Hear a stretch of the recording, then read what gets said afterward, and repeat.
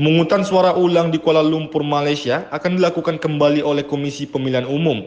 Hal itu disampaikan Ketua KPU Hashim Asyari usai melakukan rapat bersama dengan Badan Pengawas Pemilu pada Senin 26 Februari 2024. Hashim menyebut pemungutan suara ulang di Kuala Lumpur, Malaysia akan dilakukan dengan dua metode, yakni dengan menggunakan metode TPS dan metode kotak suara keliling.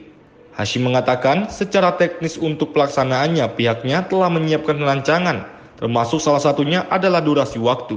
Hashim menyebut rencana PSU ini hanya dilakukan kepada pemilih yang sebelumnya terdaftar sebagai pemilih pos dan KSK di Kuala Lumpur. Adapun untuk pemilih yang sebelumnya sudah mencoblos di TPS tidak diikutkan kembali dalam PSU.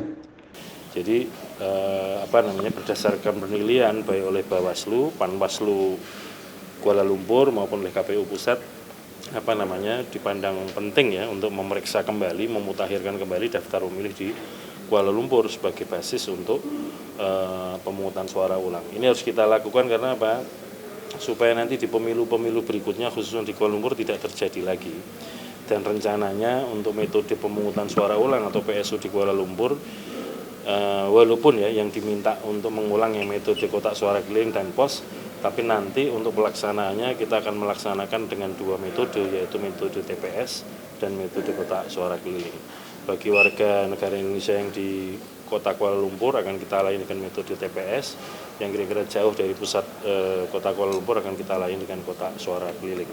Itu dalam pandangan kami lebih terkendali, karena surat suara ditangani oleh petugas-petugas KPPS untuk metode KSK, dan kemudian sebagaimana di coblosan kemarin untuk metode KSK dilakukan tanggal 4 Februari 2024 dan tanggal 10 Februari 2024. Maksud saya untuk mengantisipasi supaya orang yang tidak berhak ikut memilih ketika orang akan milih untuk metode KSK, kita minta untuk difoto wajah dan juga ID atau identitasnya, supaya orang yang hadir betul-betul memang orang itu, jangan sampai orang yang nggak ada tapi suaranya ada.